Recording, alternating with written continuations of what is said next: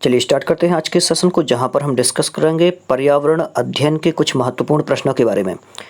और ये वीडियो बहुत ज़्यादा इंपॉर्टेंट होने वाला है क्योंकि इस प्रकार के प्रश्न वर्तमान प्रतियोगी परीक्षाओं में पूछे जा रहे हैं।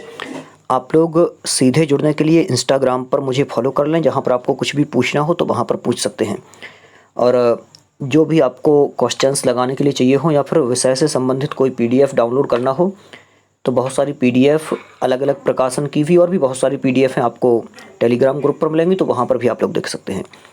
चलिए स्टार्ट करते हैं पहले ही प्रश्न से, और बहुत ही महत्वपूर्ण प्रश्न है और वर्तमान में ये पूछे जा रहे हैं, तो आपको ये करते चलना है। दिया हुआ है पर्यावरण अध्ययन में एक अच्छे दत्त कार्य का मुख्य लक्ष्य होना चाहिए। तो क्या लक्ष्य होना चाहिए? अधिगम विस्तार के अवसर उपलब्ध कराना पहला, प्रभावी अधिगम के लिए पाठ को दोहराना, समय का बेहतर उपयोग सुनिश्चित करना, या फिर शिक्षार्थियों को अनुशासन में बनाए रखना।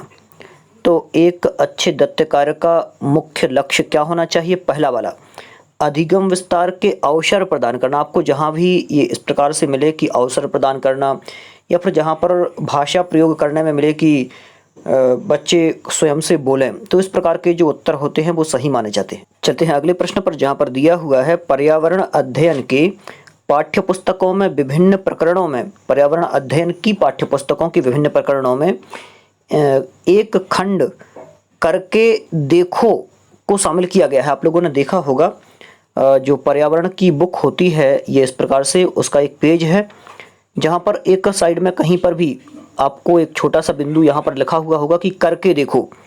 तो इसको क्यों शामिल किया गया था आखिर? बहुत ही महत्वपूर्ण प्रश्न है। और आप लोगों ने यदि पढ़ाया हो अतिथि शिक्षक के रूप में या फिर किसी भी शिक्षक के रूप में, तो पर्यावरण की बुक अभी आप लोग देखना, तो उस बुक में इस प्रकार से दिया हुआ होता है कि करके देखो। तो वो खंड क्यों दिया हुआ? ये इस प्रकार से खंड होता है, यहाँ पर लिखा होता है करके देखो। तो घर में शिक्षार्थी को व्यस्त रखना है क्या इस करके देखो जो कि पॉइंट है उसका, उस खंड का मतलब, या फिर प्रत्यक्ष हस्तपरक अनुभव उपलब्ध कराना है? दूसरा दिया हुआ है, या फिर परीक्षा में निष्पादन को सुधारना है क्या, या फिर वैज्ञानिक शब्दावली की परिभाषा सीखना है? तो देखिए इस खंड का मुख्य लक्ष्य यही होता है कि हस्तपरक प्रत्यक्ष लाभ हो से, ये वाला प्रत्यक्ष हस्तपरक अनुभव उपलब्ध कराना। ये तो जो सेकंड है यही रहेगा इसका सही उत्तर, और बच्चा वहां पर समझता है, देखता है कि मुझे क्या करना है। आगे, सतत व व्यापक मूल्यांकन जिसे CCE के नाम से भी जाना जाता है, क्यों आवश्यक है?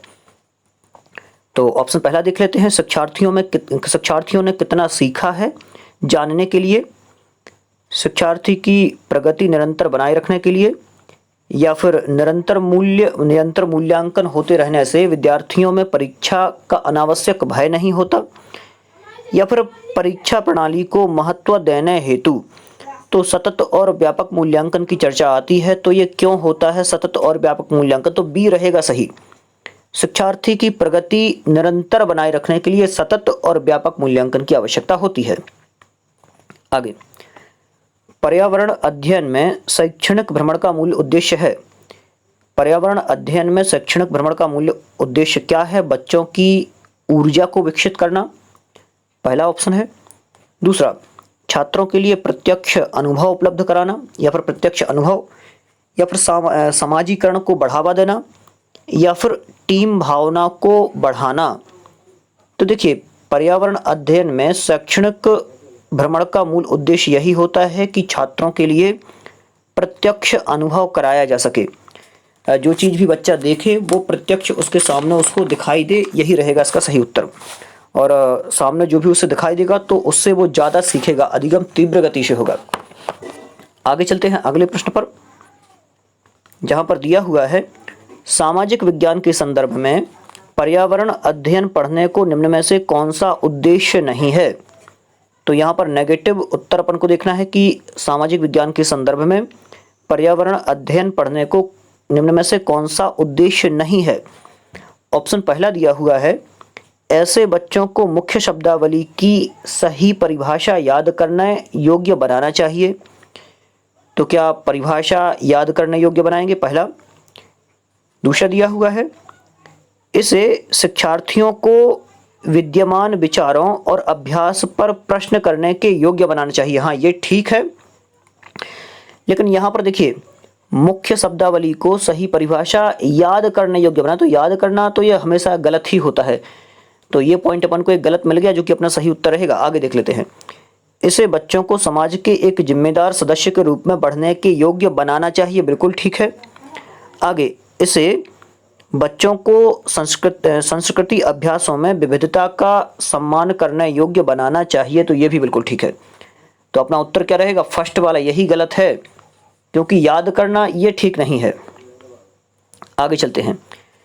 पर्यावरण अध्ययन के शिक्षक के रूप में चिड़ियाघर के भ्रमण का आयोजन करने का मुख्य उद्देश्य होना चाहिए। आप पर्यावरण अध्ययन के अध्यापक हैं, शिक्षक हैं, और आप उस शिक्षक के रूप में चिड़ियाघर का भ्रमण करने का आयोजन करा रहे हैं, भ्रमण करने के लिए जा रहे हैं। तो इसका मुख्य उद्देश्य क्या है? शिक्षा की गुणवत्ता के बारे में अभिभावकों को संतुष्ट करना, क्या ये है? शिक्षार्थियों को मजा व आनंद दिलाना, तो ये तो बिल्कुल से गलत हो जाएगा। और ये भी गलत हो जाएगा कि अभिभावकों को संतुष्ट करा रहे हैं। नित्य शिक्षण कार्यक्रम की एक रसता को बदलना, या फिर शिक्षार्थियों को सक्रिय अधिगम अनुभव को उपलब्ध कराना, क्या रहेगा इसका सही उत्तर? ध्यान से, पर्यावरण अध्ययन के शिक्षक के रूप में चिड़ियाघर के भ्रमण का आयोजन करने का मुख्य कारण होना चाहिए। तो क्या रहेगा इसका सही उत्तर? यहाँ पर जो अंतिम पॉइंट दिया हुआ है यही रहेगा सही। शिक्षार्थियों को सक्रिय अधिगम अनुभव को उपलब्ध कराने के लिए, यही। आगे चलते हैं। ईवीएस की कक्षा में जल का पाठ पढ़ाते समय शिक्षिका ने अपनी कक्षा में जल के विभिन्न स्रोतों और जल को संरक्षित करने के लिए व्यक्तिगत क्रियाओं पर रोल प्ले आयोजित किया। इस क्रियाकलाप का मुख्य उद्देश्य क्या है? ऑप्शन पहला दिया हुआ है, विद्यार्थी की सामाजिक कुशलता में सुधार करना, पहला। दूसरा, अधिगम की प्रक्रिया में एकरसता को जोड़ना, या फिर अधिगम की प्रक्रिया में विद्यार्थियों का सक्रिय भाग लेना सुनिश्चित करना, या फिर जल के स्रोतों के विषय में विद्यार्थी के ज्ञान में वृद्धि करना।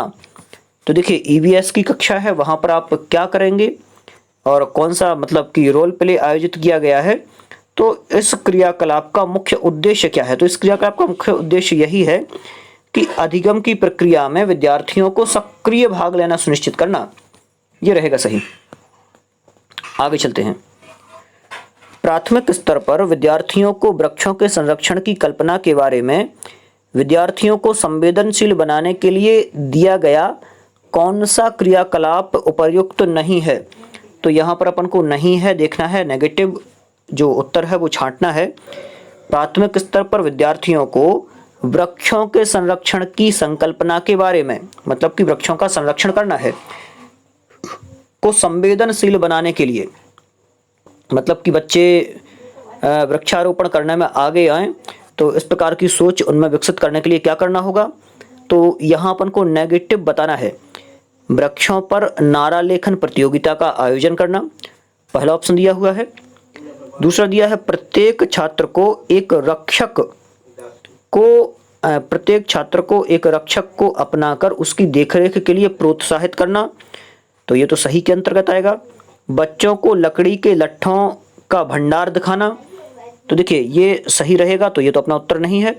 दूसरा भी ठीक है। आगे, बच्चों को लकड़ी के लट्ठों का भंडार दिखाना, ये गलत है कुछ, कि लकड़ी के लट्ठों का भंडार दिखाना, तो ये सही नहीं होगा। वृक्षों के पोस्टर बनाने की प्रतियोगिता का आयोजन करना, ये ठीक है। तो सही उत्तर क्या रहेगा? ये वाला सी, जो कि नेगेटिव आंसर है। बच्चों को लकड़ी के लट्ठों का भंडार नहीं दिखाएंगे अपन। आगे, पढ़ाई की प्राथमिक स्तर पर, या फिर पढ़ाई का प्राथमिक स्तर पर प्रमुख उद्देश्य है, और आप प्राथमिक स्तर के ही प्रश्न यहाँ पर देखेंगे, क्योंकि प्राथमिक शिक्षक पात्रता परीक्षा की तैयारी कर रहे हैं। और आप लोग ध्यान रखें कि आपसे जो भी प्रश्न वहाँ पर पूछे जाएंगे, वर्ग 3 का हैं या फिर CTET को जो प्राइमरी लेवल है वहाँ, बिल्कुल लोग ये कहें कि बहुत ज़्यादा निम्न प्रश्न पूछे जाएंगे, मतलब कि बच्चों के ज्ञान से संबंधित। तो वही उसी प्रकार से आपको सोचना है जैसा बालक सोचते हैं, छोटे बच्चे जैसा सोचते हैं। ऑप्शन पहला दिया हुआ है प्रश्न देख लेते हैं। पढ़ाई का प्राथमिक स्तर पर प्रमुख उद्देश्य है विषय की मूल संकल्पना विकसित करना, अगले स्तर के अध्ययन के लिए विद्यार्थियों को तैयार करना, तो ये तो गलत हो जाएगा। कक्षा की पढ़ाई को शिक्षार्थियों के विद्यालय से बाहर के जीवन से संबंधित करने में सहायता करना, हाँ ये ज़्यादा ठीक है।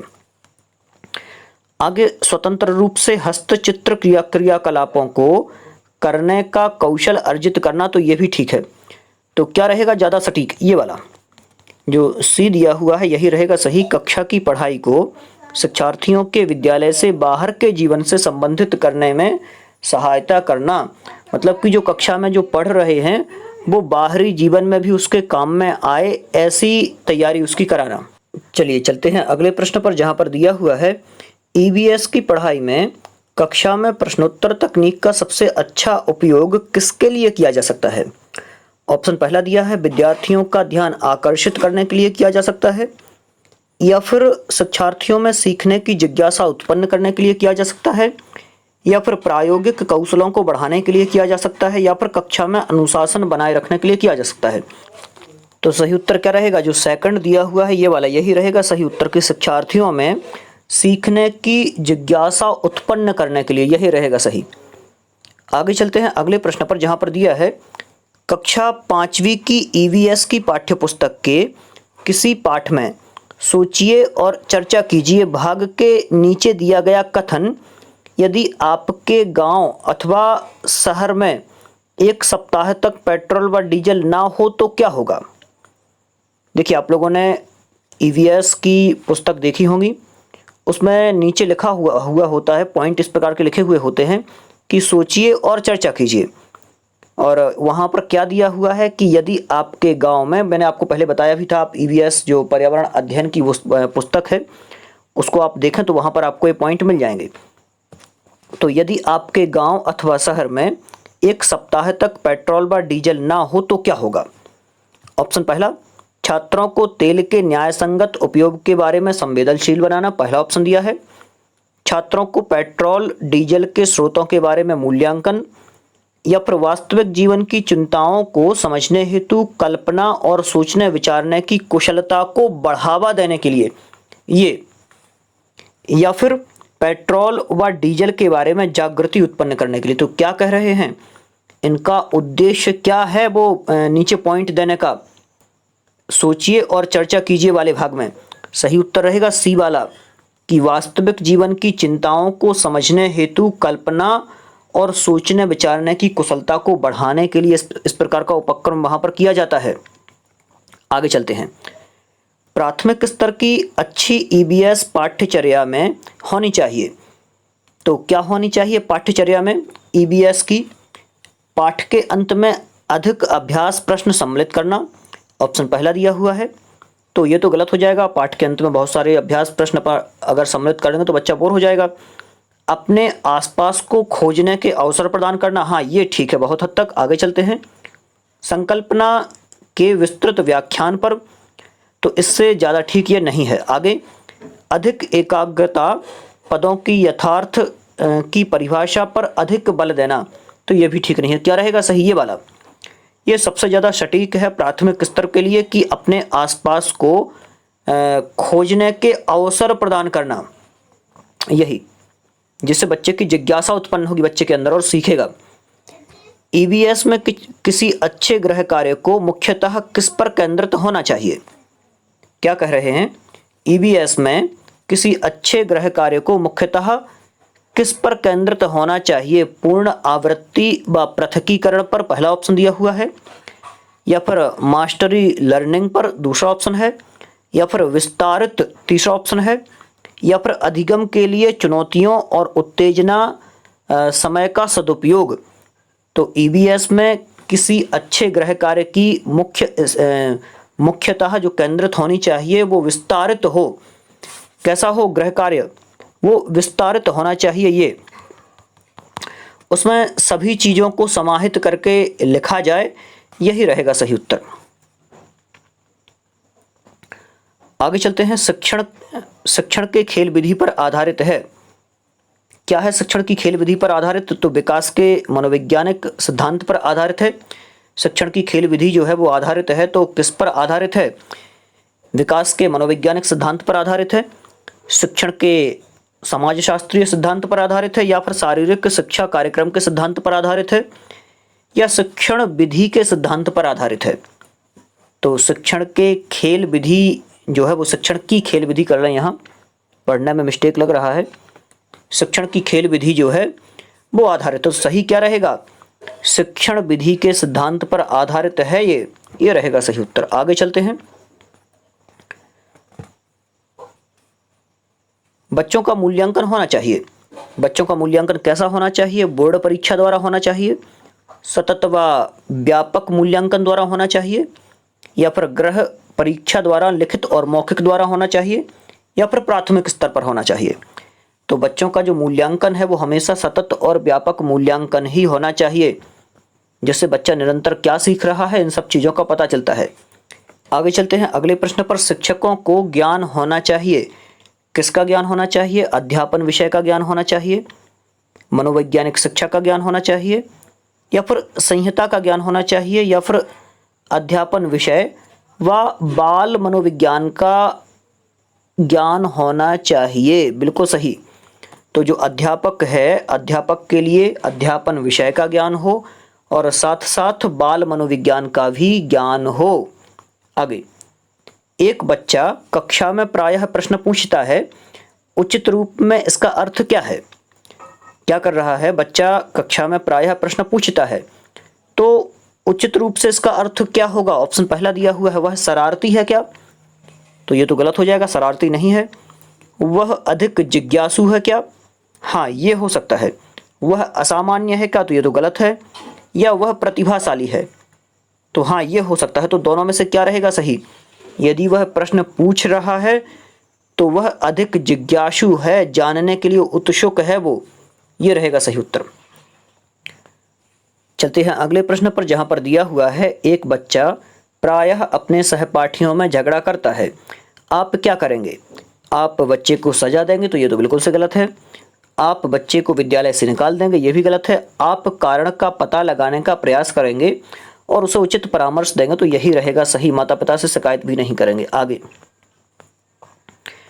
बच्चों को समाजीकरण का पहला पाठ कहाँ से प्राप्त होता है?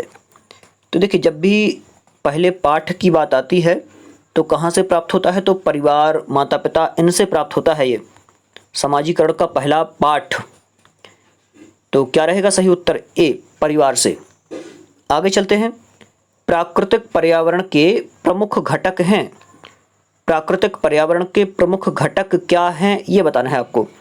सभी जीव हैं, भौतिक कारक हैं, जलवायु कारक हैं, जलवायु कारक हैं, या फिर यह सभी? तो यही रहेगा इसका सही उत्तर। प्राकृतिक पर्यावरण के प्रमुख घटक जो हैं यह सभी हैं, ये रहेगा सही उत्तर।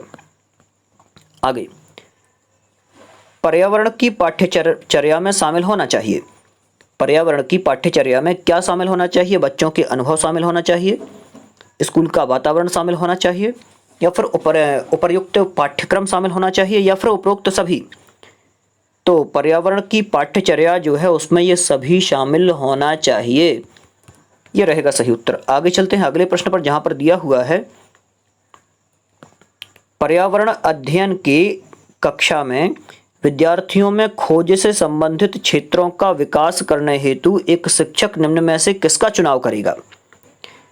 पहला ऑप्शन दिया हुआ है, पाठ्य पुस्तक को निर्धारित समय में पूरा करेगा, ऐसे पाठ्य वस्तु जिसे अधिकांश विद्यार्थी पसंद करें वो रखेगा, या फिर ऐसे पाठ्य पुस्तक जो विद्यार्थियों के लिए महत्वपूर्ण हो, या फिर ऐसी पाठ्य पुस्तक जो विद्यार्थियों के लिए दैनिक जीवन से जुड़ी हो। तो पर्यावरण अध्ययन की कक्षा में विद्यार्थियों में खोज से संबंधित क्षेत्रों का विकास करने हेतु शिक्षक जो है वो चुनाव करेगा। तो किसका चुनाव करेगा? सही उत्तर क्या रहेगा इसका? तो सही रहेगा ऐसी पाठ्य वस्तु जो विद्यार्थियों के दैनिक जीवन से जुड़ी हों उनका चुनाव करेगा। ये वाला जो ये दिया हुआ है डी, यही रहेगा सही। होनी चाहिए पर्यावरण अध्ययन की कक्षा कैसी होनी चाहिए? ऑप्शन पहला दिया हुआ है, गतिविधि आधारित कक्षा।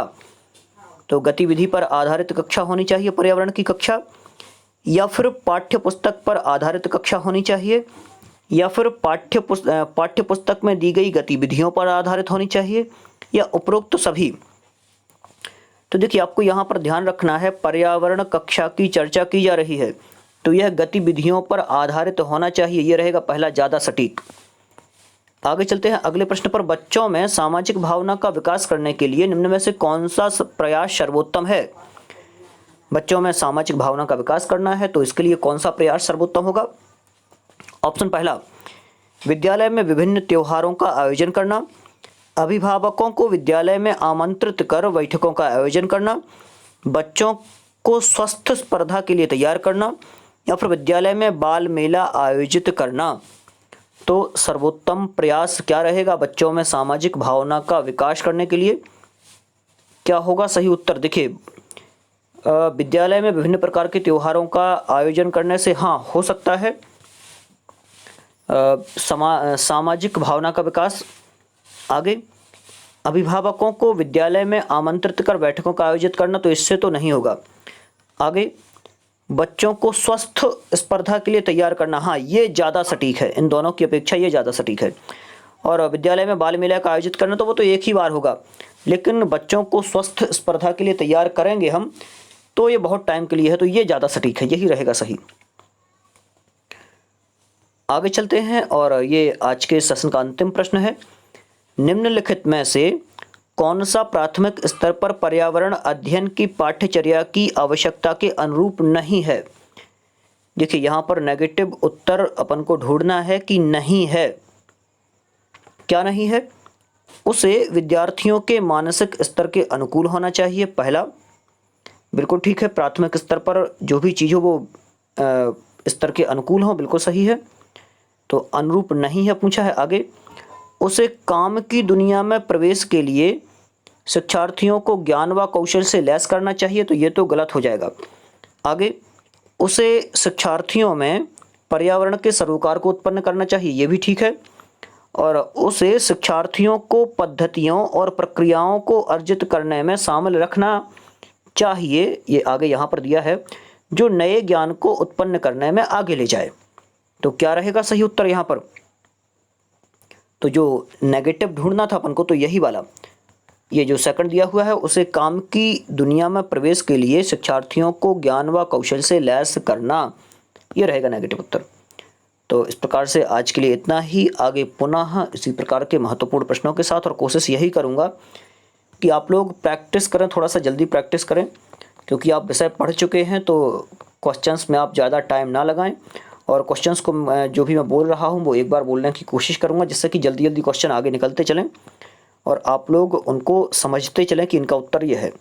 बहुत बहुत धन्यवाद। और आप लोग टेलीग्राम ग्रुप सुविज्ञा से जुड़ें, और आपको कुछ पूछना हो तो आप इंस्टाग्राम पर मुझे सुविज्ञा सुनील जैन नाम से फॉलो करें, और MPTET 2020 फेसबुक ग्रुप है, आप वहाँ पर भी जुड़ें। बहुत बहुत धन्यवाद।